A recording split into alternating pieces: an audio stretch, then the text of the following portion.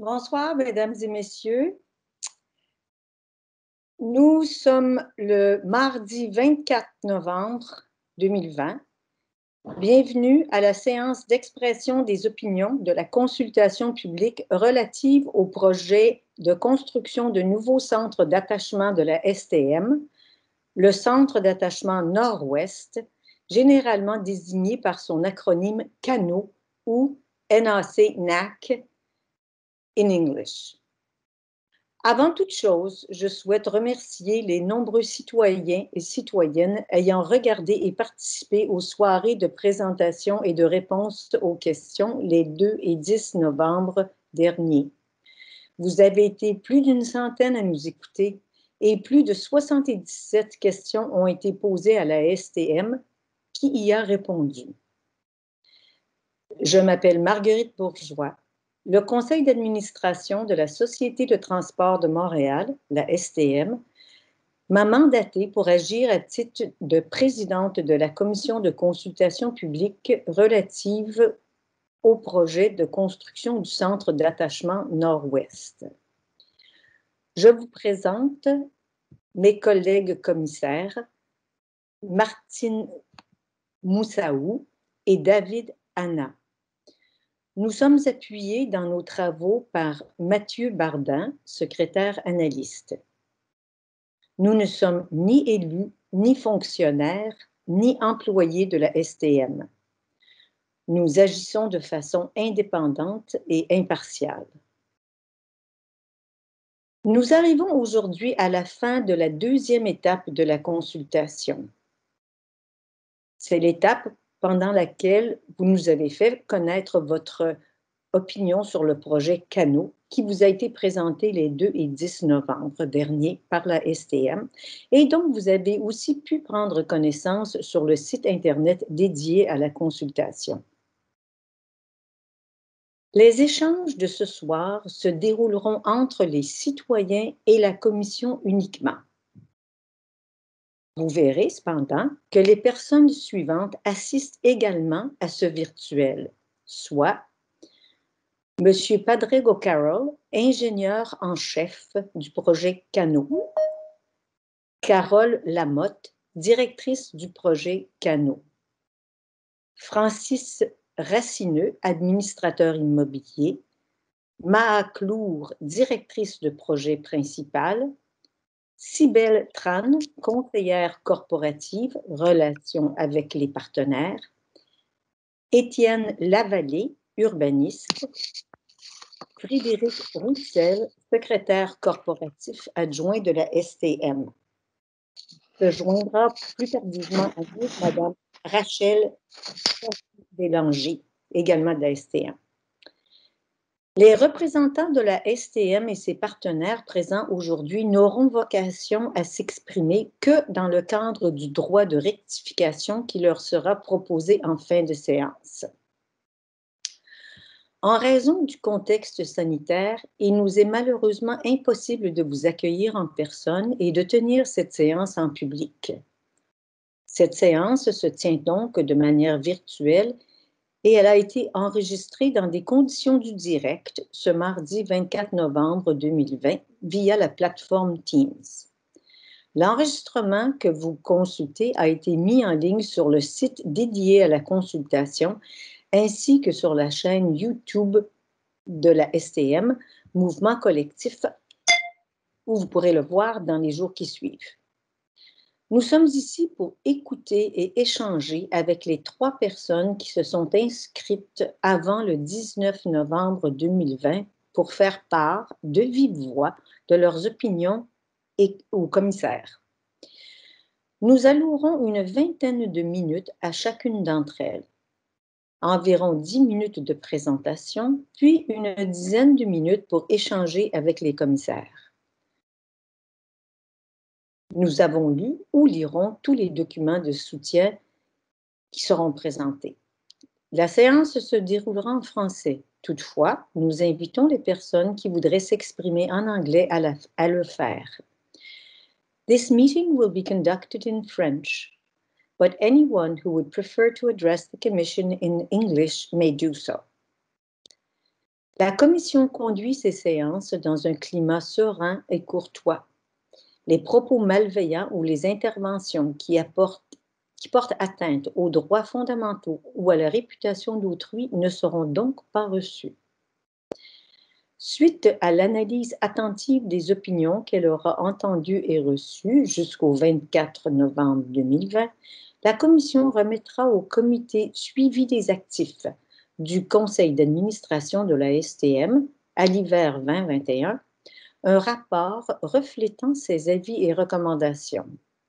Ce rapport public aura une valeur consultative, ce qui veut dire que les décisions relatives au projet CANO n'appartiennent pas à la Commission, mais au Conseil d'administration de la STM.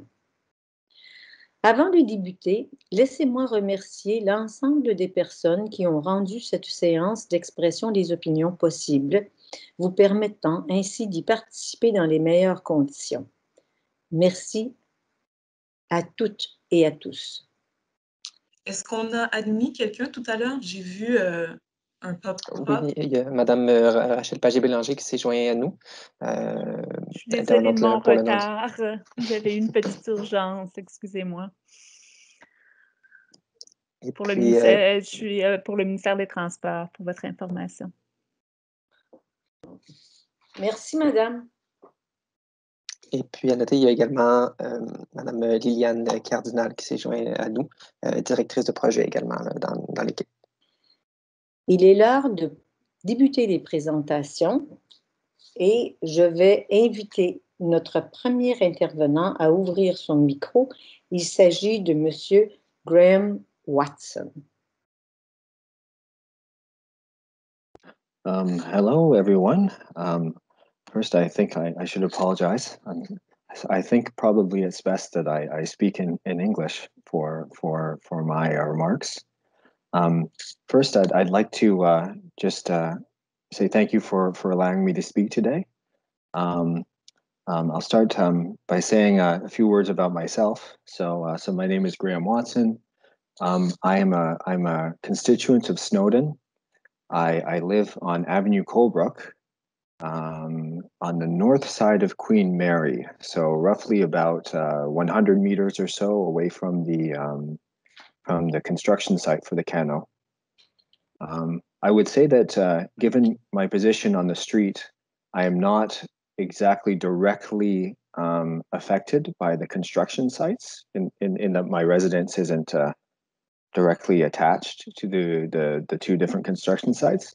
Nevertheless, I wanted to give a little bit of feedback in terms of my particular perspective on things. I was able to attend the information sessions that were presented earlier in the weeks past, and I thank you for putting on those information sessions. I found them very informative, very professionally done, and now I'm here just to provide some feedback from what I heard. I should start by saying that I'm generally supportive of the CANO project and the advantages that I think it's going to be give to Montrealers in general. I myself am a frequent user of the STM. I think that having a frequent and reliable metro service is very important for the city, and therefore, in terms of my opinion, I'm personally willing to put up with any sort of temporary construction issues that a large construction project would bring. I don't have any issues with the increased traffic or digging, because these are, I think, going to be temporary issues, at least for myself. Yet, as a resident of Snowdon, I am concerned about one particular potential long-term issue that might potentially have some lasting negative effects for some of the residents on Colebrook. And this is one of the reasons why I just wanted to give a little bit of comments relating to that issue. Particularly in the meetings, I was disappointed to hear that in the present construction plan of the STM, the STM is proposing to demolish a building at the secondary construction site. So this is on the corner of Wellsteed and Descaries Boulevard. I think that, first of all, the loss of this building would be a further loss of heritage for the Snowdon district. This may be more of a sentimental issue than one of hard facts at this time. But I think that the Snowdon district has an old and proud history. And while the buildings, especially in that intersection of Day and Queen Mary have been have seen better days and have decayed over the years, I think that one still has a duty to preserve some of the architectural history that Snowdon has left there. There is one other probably more potential issue that I see in having that building destroyed. I think it's going to have some substantial and negative consequences for the residents that live in direct vicinity to that building. So especially, I think that there's going to be negative consequences because when that building is demolished, there is no plans to construct anything in its place, and that site will be empty after the construction is complete. And I think that with this plan, I think that this will certainly expose the residents in that area to increased air pollution and noise that comes from the Day-Carey Expressway. When the city built the Day-Carey Expressway, I think that engineers thought that building a concrete trench would isolate Snowdon residents from the incredible noise that an auto route produces. However, living in this area, I think that assumption has turned out to be largely incorrect. I think that the noise does not stay in there. I think it comes out, it bounces off of the concrete walls, and it's exposed to anyone that's in direct path of that noise. Because of this failure, I think that the Colebrook residents rely on the barriers that the large buildings provide to mitigate these aspects. And if this building is demolished, a significant portion of that barrier will be breached in that area. And this increased noise and air pollution will make the outdoor spaces of the residents in the direct vicinity of that building much more unlivable than it is right now. In that area of Colebrook, I think that there's a very good functioning residential neighborhood that has thrived in the shadow of the Day-Carey. I think that the destruction that building, if that building is destroyed, then I think that would put that residential area under threat. Just some examples, for instance, I think that there are buildings, residences that have backyards that are directly facing that building. If that building is destroyed, then I think that the noise in those backyards is going to be substantial. I think that even the residents on the other side of the street may have some problems as well. Those particular residents, they don't have backyards. So actually their front yards, they use their front yards as their backyards. And often in the summertime, for example, they'll put out tables and chairs, they'll eat outside in their front yard. And I think that definitely the enjoyment of those spaces could be significantly impacted by the increased noise and pollution that could potentially occur, if that building is destroyed. Therefore, in closing, I think I would suggest that the STM revise their construction plan and find some way of saving that building, or at least saving the front of that building, so that when the site is redeveloped, some of the architectural aspects of that building are saved. I think there's some precedent in doing this. I think that, for example, the Snowdon Theater is an example of such a way of doing this. I think it also that using this type of approach would also mitigate the negative aspects that increased noise and air pollution could have, especially for those residents that are in direct vicinity of that secondary construction site. So that's thank you. That's all I have to say, I guess. Well, thank you for a very explicit comment. We are very sensitive to issues of noise and heritage, and I would expect that my colleagues might have some further questions and might want to delve into some of these matters a little bit more with you. So would you, David or Martin, do you have anything to ask? Yes. David? Yes, please. Yes, thank you. David Hanna, one of the commissioners. Yes, comments are very clearly laid out. I'd like to express our appreciation for that, and we will be taking them into consideration. I wondered, do you have any specific information concerning the heritage value of that building that you would wish to transmit at this stage? Or is it just simply an expression of its innate heritage value in general? Right now, for me, it's an expression of its innate heritage value. I don't have any information that would persuade anyone other than just my general feeling on the subject. Mm-hmm. Okay, received.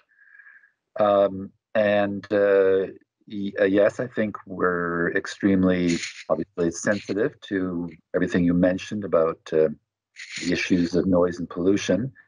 And thank you for your opinion. I think everything will be taken into consideration. Martin, do you have any comments or questions? In this, yes. On my end, Mr. Watson, I wanted to maybe ask if you could come back a little bit on the recommendation that you shared with us this evening. You mentioned the architecture. In your opinion, it is important to keep the historical aspect of it. You had mentioned something else regarding the noise. What it is that you would like to see happen, if it is possible, in terms of mitigation? In my personal experience living on Colebrook, right now the only way that we have to mitigate noise and pollution from the Lake Erie Expressway is to have a physical barrier in place. From my experience, the most effective physical barriers are ones that are tall. I think that this particular building is one of the best examples of that, actually, in the neighborhood, and that's one of the reasons why I was a little bit sad to see it go. If that, I would prefer that building were saved in somehow.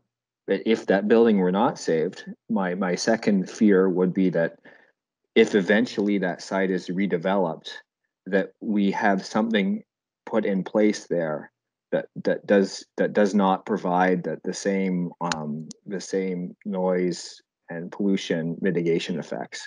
Like, for example, in some of the places along the Lake Erie, buildings have been destroyed in the past, and when the site is being redeveloped, in its place we get a low quality building, a gas station.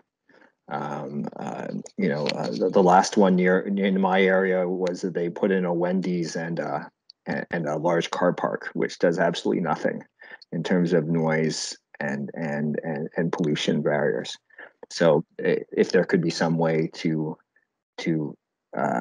have some rules in place such that some type of building, a tall building was replaced there, I think that would be best. I'm not sure if that's possible, but that's, I guess, what I would suggest. Je voudrais juste noter que s'il y a des gens qui se joignent à nous, on va vous donner la parole quand ce sera le temps. Et pour le moment, compte tenu que c'est pas tout le monde qui a connaissance de la présence de tout le monde, on va vous demander d'écouter attentivement ce qui est dit. Madame Oussaou, est-ce que vous avez d'autres questions? No, thank you, Mr. Watson. Okay. On my side, Mr. Watson, would I be pushing the envelope to say that one of the upsides of the construction of the CANO project, which is going to represent a very significant mass. But one of the upsides would be at least to act as a noise barrier for the people that are on the that are west of the construction. Because right now there is a parking lot there, and there is a building. So am I hearing you say that in your view, massive constructions are advantageous to the people who live or who are very close to the buildings, in as much as it does create a sound barrier with respect to the noise of the expressway? In my personal opinion, yes. So at the primary construction site, there is that car park there. Yes. And there is a potential. From what I hear in the information session, we don't know what that building will look like yet. But yes, that's the first thing from a noise point of view that I think people living there would be interested in knowing. You know, if there's going to be a new building there to replace that parking lot, I think it would benefit them, in my opinion. Because the sheer mass of that building will be there. Of course, there will be some activity in the building, that's no secret. But so what we're looking for is, and in your view, the noise of Discary Expressway, if we're thinking west, how far on the west side do you think that noise can be considered to be a sort of a nuisance, or that is, how far is it really noticeable in the day-to-day activities of the residents? Okay, well, I think that... I'm not asking you for an expert opinion. I'm just asking you if you have an opinion. If you don't have an opinion, that's just fine.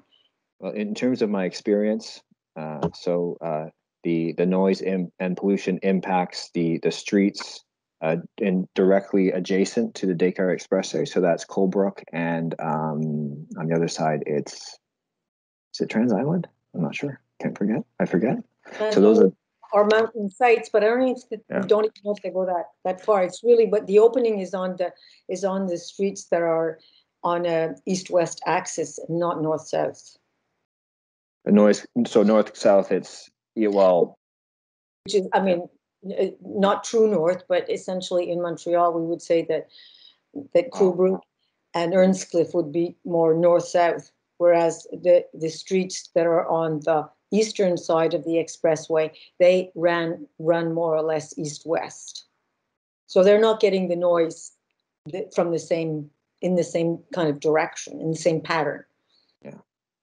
So so the noise is directly affecting the streets that run parallel to the Descartes Expressway on either side.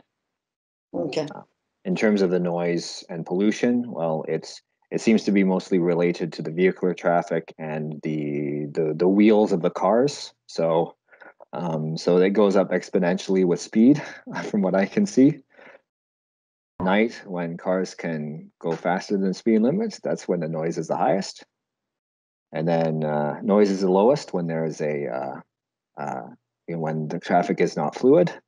But then, of course, the pollution is the highest. So we say, as in the area, one never gets very far from the Descartes Expressway in terms of pollution and noise.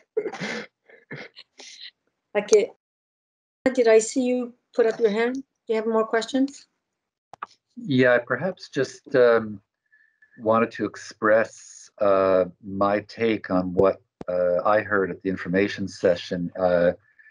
If I recall correctly, and the STM can set me straight if I'm wrong, I think the project was to eventually, assuming demolition, to put the property back on the market for a development eventually. But that's as far as I think they stated in their testimony or their information session. They didn't offer much other scenarios for what was going to happen.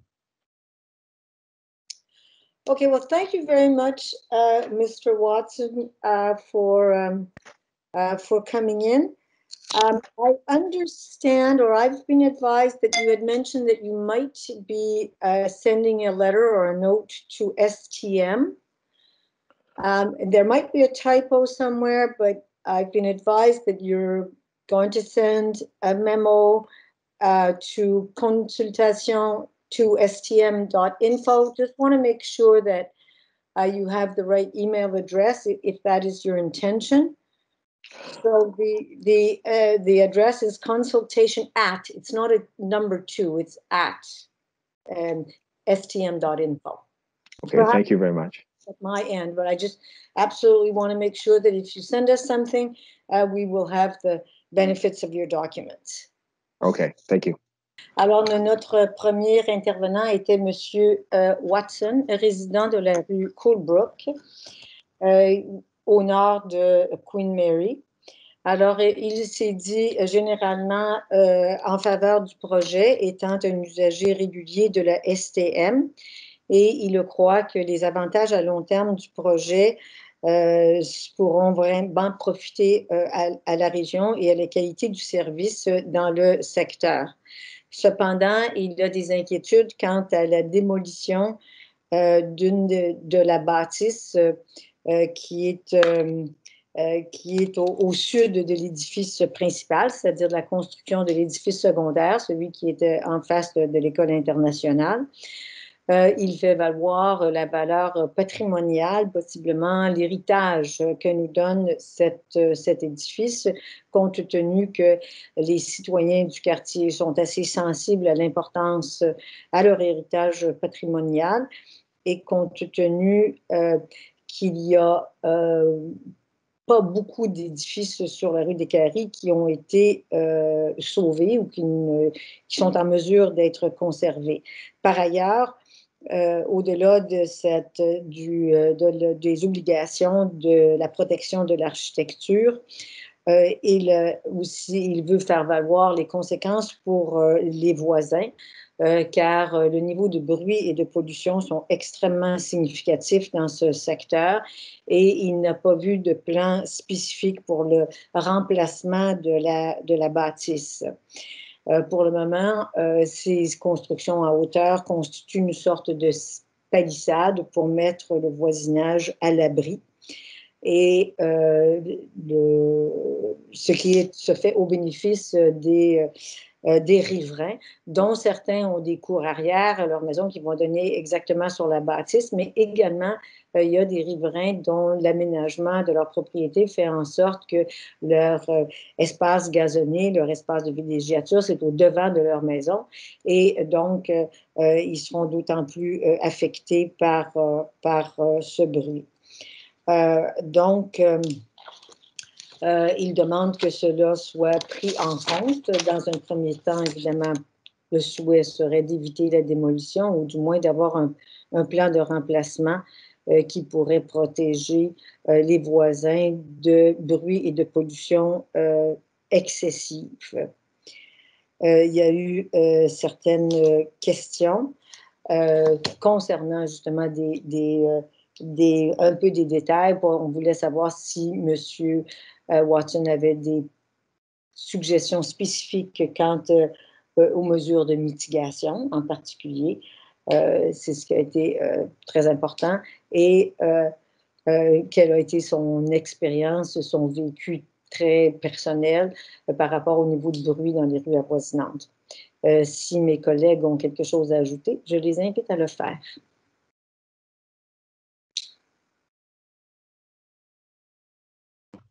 Non, c'est très bien résumé. Alors, parfait. Bonjour, Madame la Présidente. Je viens de parler à M. Lee, qui ne se joindra pas à nous ce soir suite à des discussions là, avec son équipe légale, donc il ne sent pas le besoin de se joindre à nous. Et puis, je lui ai mentionné que s'il souhaite tout de même faire parvenir une opinion concernant le projet CANO, qu'il peut le faire là, par courriel ou par courrier ou par téléphone. Donc, M. Lee ne se joindra pas à nous ce soir. Bon, c'est très bien. Alors, notre prochain intervenant a été convoqué pour 18 heures. Bonsoir, nous allons maintenant reprendre tel qu'il était prévu. Nous venons d'être informés que la troisième intervention, celle qui devait être faite par Madame Aline Dubois, n'aura pas lieu ce soir. Pour des raisons d'empêchement. Cependant, il est possible que Mme Dubois transmette un document écrit pour faire valoir son point de vue. Également, avant de passer au mot de la fin, j'aurais une petite correction à faire. En début de soirée, j'avais présenté Madame Rachel Pagé-Bélanger. Par erreur, j'ai mentionné qu'elle était de la STM, alors que je me dois de corriger et de dire qu'elle est une représentante du ministère des Transports. Également, en cours de route, se sont jointes à nous 2 personnes, Madame Liliane Cardinal, qui est directrice de projet à la STM, ainsi que Madame Lucie Bédard, qui est directrice de l'urbanisme à l'arrondissement Côte-des-Neiges, Notre-Dame-de-Grâce. Donc, si vous voyez des visages ou des initiales correspondant à ces personnes, vous pourrez savoir de qui il s'agit. Donc, ceci complète la soirée puisqu'il n'y a plus personne d'inscrit à l'horaire. Je ne crois pas que les représentants de la STM aient des commentaires en rectification à apporter. Je vous prierai de me faire signe si j'ai mal compris, mais ma vérification est allée en ce sens. Et par ailleurs, je tiens à vous dire que selon la politique de consultation publique, s'il y avait eu à rectifier, les représentants de la STM auraient pu le faire sans toutefois exprimer des opinions ou entrer en débat ou en échange avec les intervenants.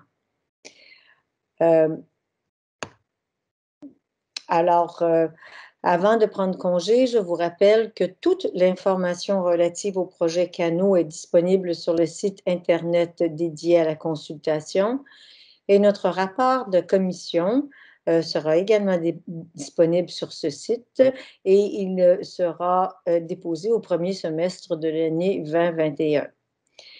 Rendez-vous aux adresses stm.info/consultation-cano en français et stm.info/en/nac-consultation pour le site en anglais. Les personnes écoutant cette vidéo sur YouTube disposent de ces liens sous la vidéo. Permettez-nous de remercier les personnes qui sont venues exprimer leurs opinions aujourd'hui. Votre contribution a été très appréciée. Merci à vous qui écoutez cette séance en différé sur YouTube ou via le site web de la consultation. Nous remercions également toutes les personnes ayant permis la bonne tenue de cette séance d'expression virtuelle, la STM, ainsi que ses partenaires. À tous et à toutes, je vous souhaite une excellente soirée. Merci de votre attention. Good evening and do stay safe.